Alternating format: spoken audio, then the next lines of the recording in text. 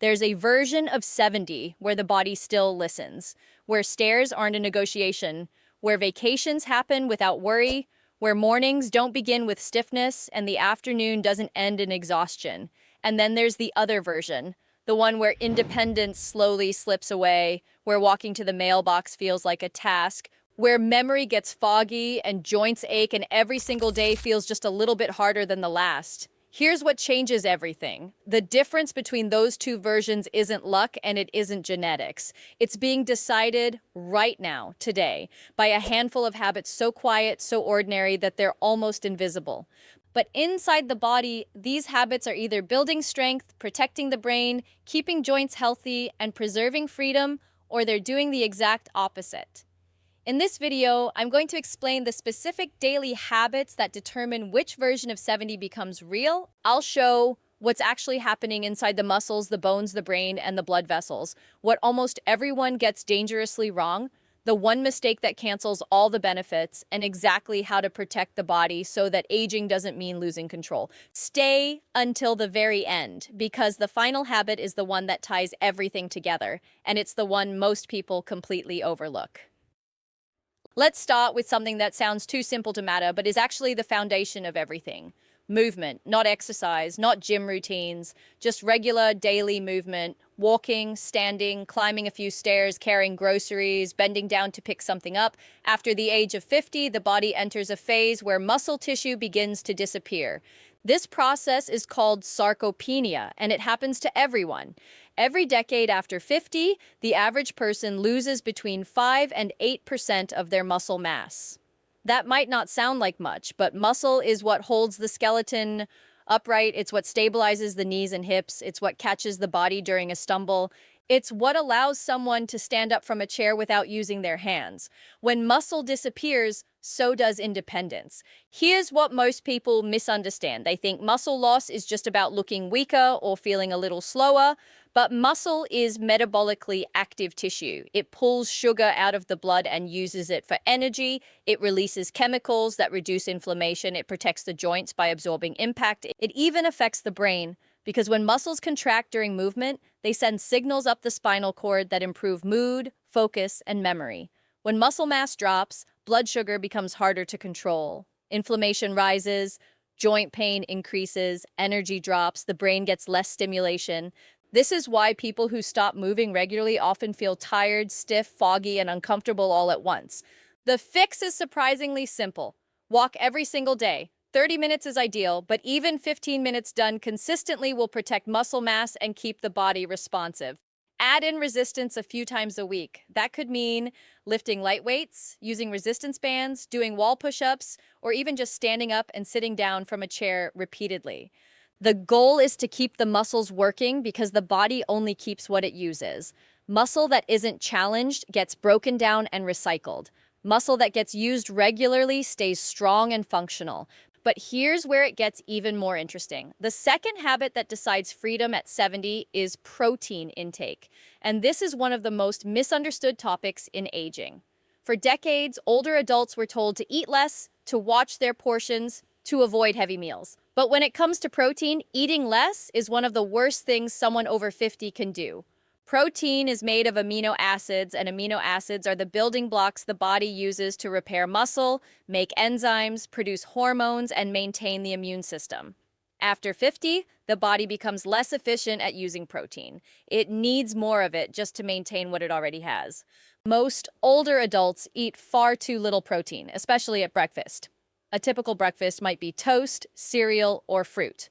Those foods provide carbohydrates, but almost no protein. By midday, the body hasn't received the raw materials it needs to protect muscle tissue. By evening, even if someone eats a decent dinner, it's often too late. The body can only absorb and use a certain amount of protein at one time. Loading it all into one meal doesn't work. Protein needs to be spread throughout the day. Here's what actually happens when protein intake is too low. The body still needs amino acids to function, so it begins breaking down its own muscle to get them. This accelerates sarcopenia. Strength fades faster. Balance becomes unstable. The immune system weakens. Wounds heal more slowly. Even the skin becomes thinner and more fragile. People often blame aging for these changes, but in many cases, it's simply a lack of protein. The solution is to include a source of protein at every meal. Eggs, Greek yogurt, cottage cheese, chicken, fish, beans, lentils, tofu, or even a protein shake. Aim for about 20 to 30 grams of protein per meal. That's roughly the size of a palm. Spreading protein throughout the day keeps the body in a state of repair instead of breakdown. It protects muscle mass, supports the immune system, stabilizes blood sugar, and even helps with appetite control, because protein keeps someone feeling full longer than carbohydrates do. Now, here's something that surprises most people. The third habit is sleep, but not in the way most people think. Sleep isn't just rest. It's when the body does the majority of its repair work. During deep sleep, growth hormone is released. This hormone helps rebuild muscle, strengthen bones, and repair tissues that were stressed during the day. During REM sleep, the brain consolidates memories and clears out waste products that build up during waking hours. One of those waste products is a protein called beta amyloid, which is strongly linked to Alzheimer's disease. When sleep is poor or too short, beta amyloid accumulates in the brain. Over years and decades, this buildup damages neurons and impairs memory.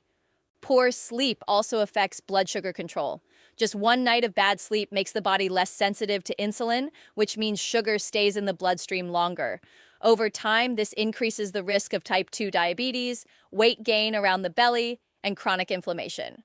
Poor sleep raises cortisol, the stress hormone, which breaks down muscle tissue and increases fat storage. It also disrupts hunger hormones, making someone feel hungrier the next day and more likely to crave sweets and processed carbs. Many older adults accept poor sleep as normal. They wake up multiple times during the night, they have trouble falling asleep, they wake up too early and can't get back to sleep. But poor sleep is not a normal part of aging. It's usually caused by habits that can be changed. Going to bed at different times every night confuses the body's internal clock. Drinking caffeine after noon keeps the nervous system stimulated. Eating heavy meals late at night forces the digestive system to work when it should be resting. Looking at bright screens before bed suppresses melatonin, the hormone that signals the brain it's time to sleep.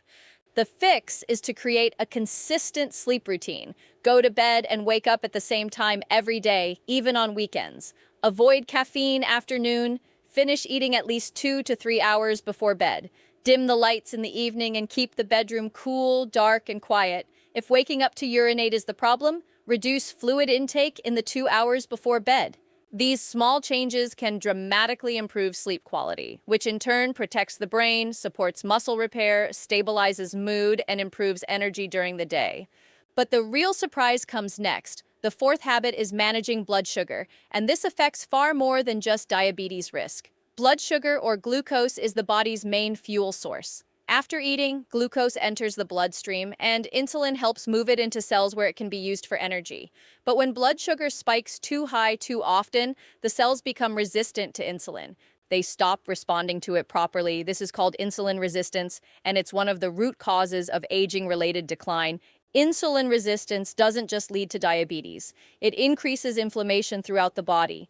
It promotes fat storage, especially around the belly, and that belly fat releases chemicals that further worsen insulin resistance. It damages blood vessels, raising the risk of heart disease and stroke.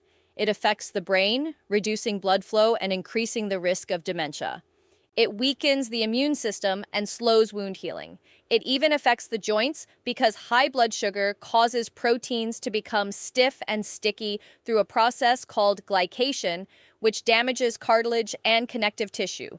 Here's what most people get wrong. They think blood sugar is only a problem if they're diabetic. But insulin resistance develops silently over years, often starting in the 40s or 50s. By the time someone is diagnosed with diabetes, the damage has already been happening for a long time. The good news is that blood sugar can be controlled with simple daily habits. The most powerful tool is eating in a way that avoids large spikes. This means pairing carbohydrates with protein, fat, or fiber, which slows down digestion and keeps blood sugar more stable. For example, instead of eating fruit alone, pair it with a handful of nuts. Instead of plain pasta, add chicken and vegetables. Instead of white bread, choose whole grain and add avocado or eggs. Another powerful habit is moving after meals. A 10 to 15-minute walk after eating helps muscles pull glucose out of the blood and use it for energy. Even light movement like washing dishes, doing laundry, or walking around the house makes a difference. This simple habit lowers blood sugar spikes and improves insulin sensitivity, which protects the brain, the heart, the blood vessels, and the joints all at once. Now, here's where most people make a big mistake, and this is something that cancels out many of the benefits of the habits we've already talked about. Chronic stress. Stress isn't just an emotional problem, it's a physical one. When the body perceives stress, it releases cortisol and adrenaline. These hormones are meant to be short-term survival tools.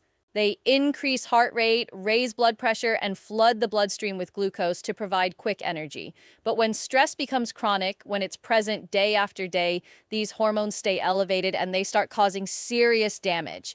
Chronic cortisol breaks down muscle tissue. It promotes fat storage around the belly. It raises blood sugar and makes the body more resistant to insulin. It suppresses the immune system, making infections more likely. It disrupts sleep. It impairs memory and shrinks the hippocampus, the part of the brain responsible for learning and memory. It increases inflammation, which accelerates aging in every organ system. Many people who eat well, move regularly, and sleep enough still feel tired, achy, and foggy because chronic stress is quietly undermining everything else they're doing right. The fix isn't to eliminate all stress, which is impossible. It's to build daily habits that lower the stress response. Deep breathing for just 5 minutes can activate the parasympathetic nervous system, which calms the body down. Spending time in nature, even just sitting outside, lowers cortisol. Social connection, talking with a friend or family member, reduces stress hormones. So does laughter, music, prayer, or meditation. Even simple activities like gardening, knitting, or playing with a pet can shift the body out of stress mode and into repair mode. Managing stress isn't a luxury. It's a necessity for protecting the brain, the heart, the muscles, and the metabolism. And here's the habit that ties everything together, the one most people completely overlook: purpose. Having a reason to get up in the morning, having something to look forward to, having a sense that life still has meaning and direction. This might sound abstract, but the research on this is powerful. Studies have shown that people who have a strong sense of purpose live longer, have better cognitive function, lower rates of heart disease, and recover faster from illness. Purpose affects the body at a biological level. It reduces inflammation. It improves immune function. It promotes healthier behaviors because people who feel their life has meaning are more likely to take care of themselves.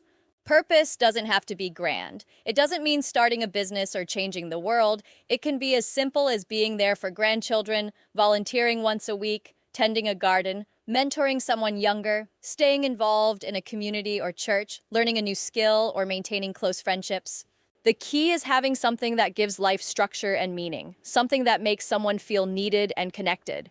When purpose fades, so does motivation. People stop moving as much. They stop engaging socially. They stop challenging their brain.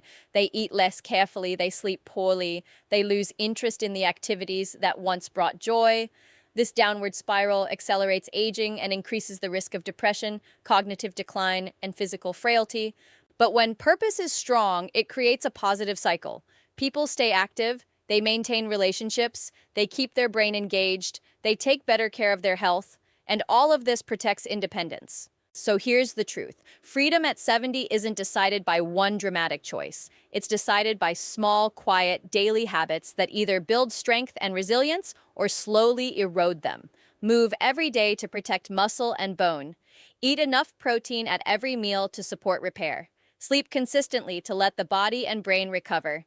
Manage blood sugar to protect the heart, brain, and metabolism. Control stress to stop the damage cortisol causes, and hold on to purpose to keep the mind sharp and the spirit strong. These habits are simple, but they're powerful.